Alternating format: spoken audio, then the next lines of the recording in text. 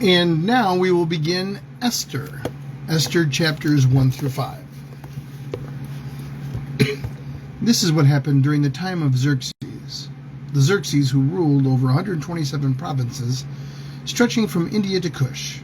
At that time, King Xerxes reigned from his royal throne in the citadel of Susa, and in the 3rd year of his reign he gave a banquet for all of his nobles and officials. The military leaders of Persia and Media, the princes and the nobles of the provinces were present. For a full 180 days he displayed the vast wealth of his kingdom and the splendor and glory of his majesty. When these days were over, the king gave a banquet lasting 7 days in the enclosed garden of the king's palace for all the people, from the least to the greatest, who were in the citadel of Susa. The garden had hangings of white and blue linen, fastened with cords of white linen and purple material for silver rings on marble pillars. There were couches of gold and silver on mosaic pavement, and of porphyry, marble, mother of pearl, and other costly stones. Wine was also served in goblets of gold, each one different from the other. The royal wine was abundant and in keeping with the king's liberality. By the king's command, each guest was allowed to drink with no restrictions, for the king instructed all the wine stewards to serve each man what he wished. Queen Vashti also gave a banquet for the women in the royal palace of King Xerxes.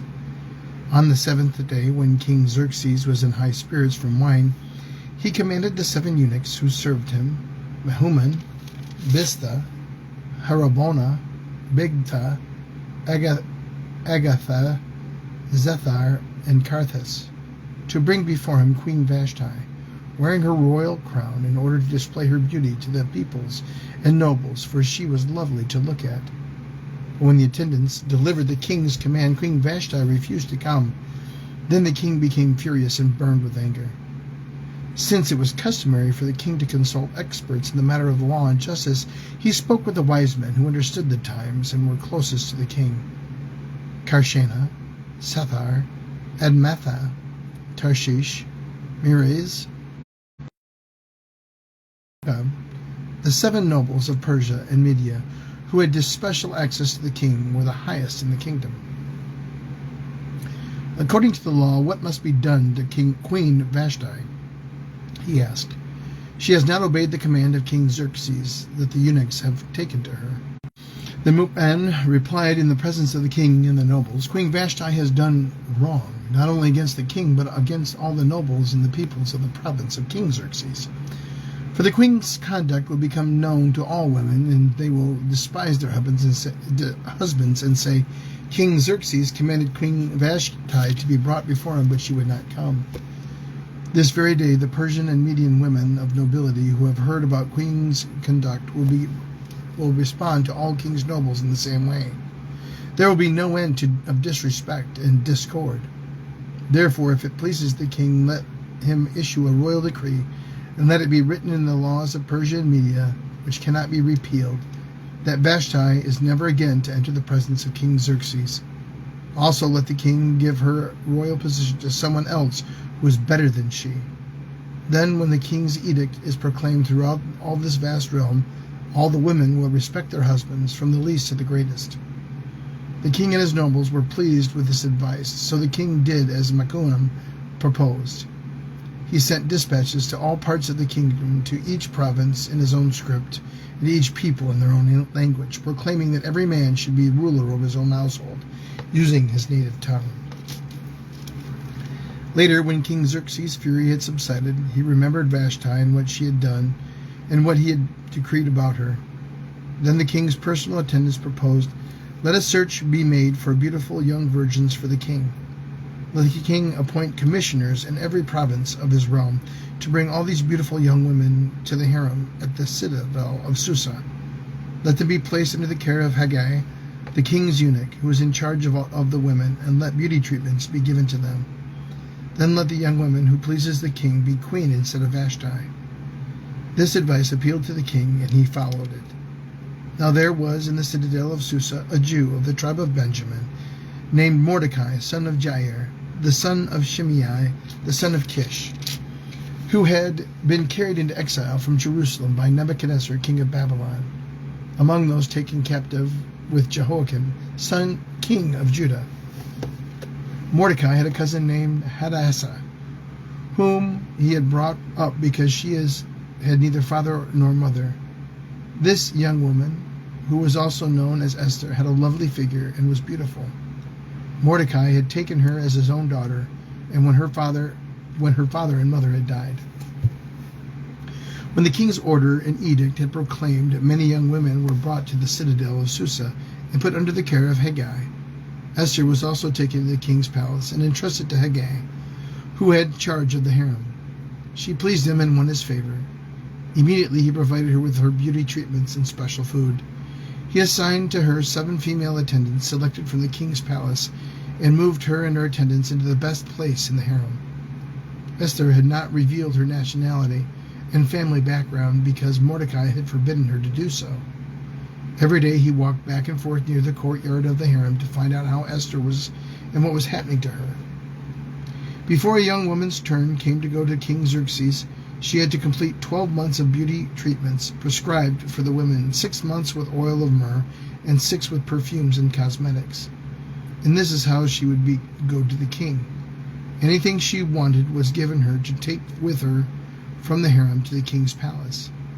In the evening she would go there, and in the morning return to another part of the harem to the care of Shegazaz, the king's eunuch, who was in charge of the concubines. She would not return to the king unless he was pleased with her and summoned her by name. When the term came for Esther, the young woman Mordecai had adopted, the daughter of his uncle Abihail, to go to the king, she asked for nothing other than what Hegai, the king's eunuch, who was in charge of the harem, suggested. And Esther won the favor of everyone who saw her. She was taken to King Xerxes in the royal residence in the 10th month, the month of Tebeth, in the 7th year of his reign. Now the king was attracted to Esther more than to any of the other women, and she won his favor and approval more than any of the other virgins. So he set a royal crown on her head and made her queen instead of Vashti. The king gave a great banquet, Esther's banquet, for all his nobles and officials. He proclaimed a holiday throughout the provinces and distributed gifts with royal liberality. When the virgins were assembled a second time, Mordecai was sitting at the king's gate, but Esther had kept secret her family background and nationality, just as Mordecai had told her to do, for she continued to follow Mordecai's instructions, as she had done when he was bringing her up. During the time Mordecai was sitting at the king's gate, Bigthana and Teresh, 2 of the king's officers who guarded the doorway, became angry and conspired to assassinate King Xerxes. But Mordecai found out about the plot and told Queen Esther, who in turn reported it to the king, giving credit to Mordecai. When the report was investigated and found to be true, the 2 officials were impaled on poles. All this was recorded in the book of the annals in the presence of the king. Chapter 3. After these events, King Xerxes honored Haman, son of Hammedatha, the Agagite, elevating him and giving him a seat of honor higher than all of the other nobles. All the royal officials at the king's gate knelt down and paid honor to Haman, for the king had commanded this concerning him. But Mordecai would not kneel down or pay him honor. Then the royal officials of the king's gate asked Mordecai, "Why do you disobey the king's command?" Day after day they spoke to him, but he refused to comply. Therefore they told Haman about it to see whether Mordecai's behavior would be tolerated, for he had been told that he was a Jew. When Haman saw that Mordecai would not kneel down or pay him honor, he was enraged. Yet having learned who Mordecai's people were, he scorned the idea of killing only Mordecai. Instead, Haman looked for a way to destroy all Mordecai's people, the Jews, throughout the whole kingdom of Xerxes. In the 12th year of King Xerxes, in the 1st month, the month of Nisan, the Pur, that is the lot, was cast, and in the presence of Haman, to select a day and month, and the lot fell in the 12th month, the month of Adar. Then Haman said to King Xerxes, "There's a certain people dispersed among the peoples in all the provinces of your kingdom who keep themselves separate.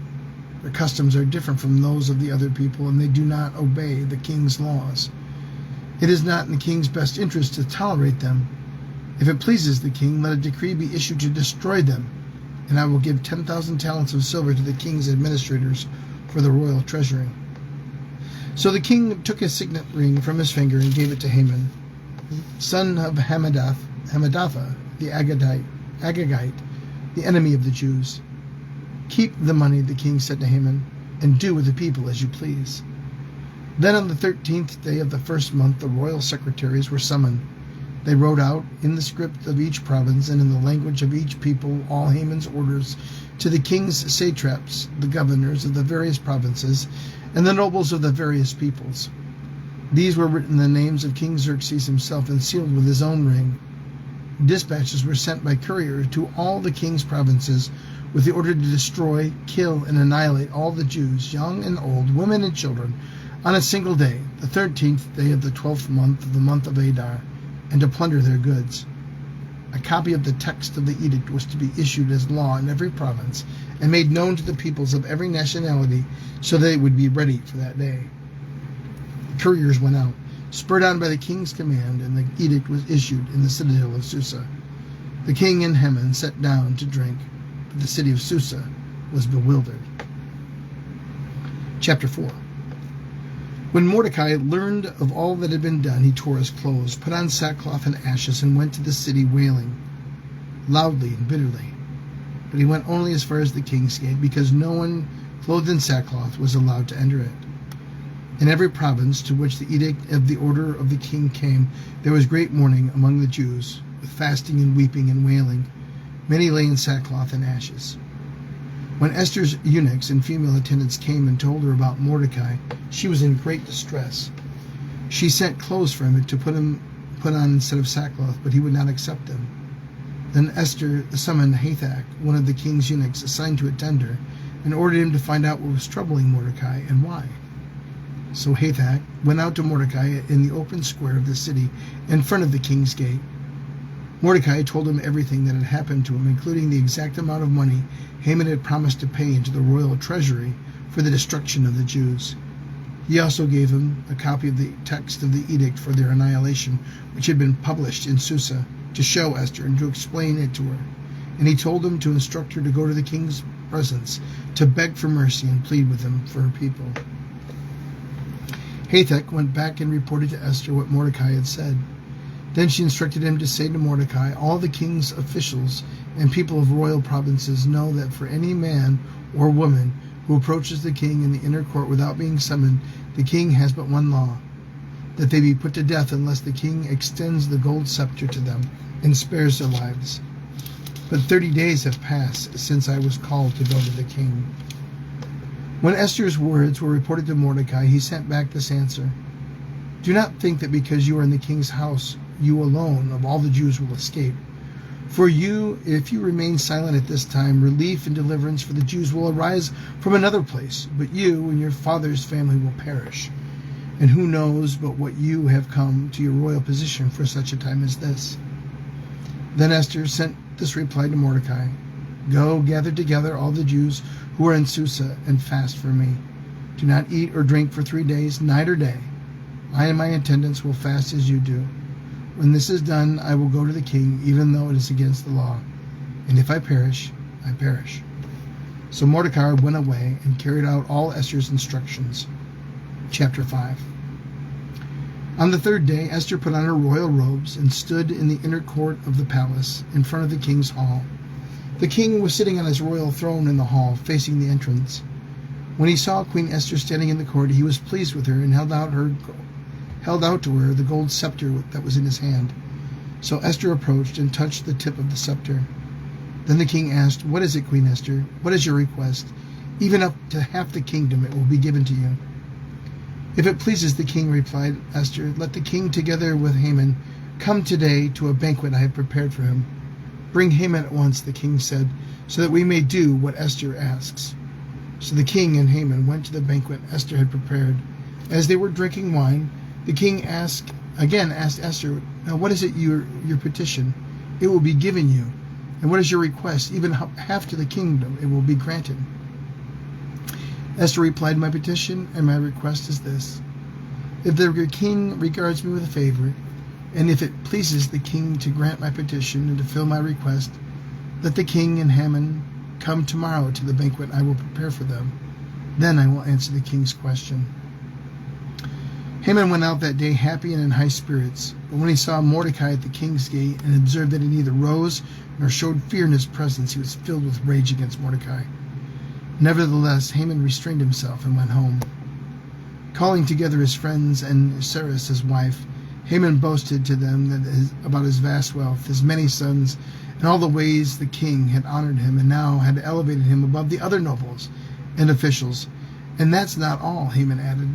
"The only person Queen Esther invited to accompany the king to the banquet she gave, and she has invited me along with the king tomorrow. But all this gives me no satisfaction as long as I see that Jew Mordecai sitting at the king's gate." His wife Zeresh and his friends said to him, "Have a pole set up, reaching to a height of 50 cubits, and ask the king in the morning to have Mordecai impaled on it. Then go with the king to the banquet and enjoy yourself." This suggestion delighted Haman, and he had the pole set up. Esther, chapters 1 through 5. The Word of God for the people of God. Thanks be to God.